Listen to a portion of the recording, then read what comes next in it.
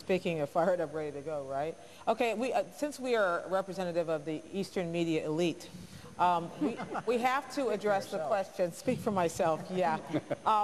We have to address the question that was raised at this convention and was used to great effect by not only Sarah Palin, but many of the other speakers, which is, you know, we're at fault, essentially. I was on the floor the other night during Sarah Palin's speech, and people were shaking their fists at me, if you can believe such a thing. My feelings were so hurt. But there was a genuine grievance underneath all of that, this idea that she had been a victim, and a victim of sexism and a victim of media bias. Just jump in anywhere you like.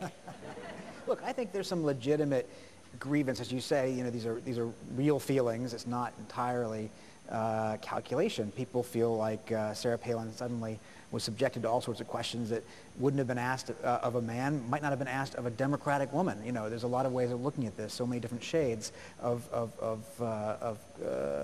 complexities here. And there's also calculation, though. I mean, it's not a bad thing at a Republican convention to have a speech saying, you know, I'm going to go to Washington, I don't care what the media thinks. That's a good applause line.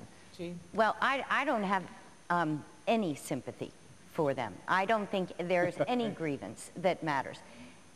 John McCain put this woman, and she accepted, in a position to become President of the United States in the next 60 days. We don't have enough time to mess around with this. We need to know a lot more about this woman, and it's our job to find out everything we can about her so the voters can make an educated decision about whether they want her that close to the presidency.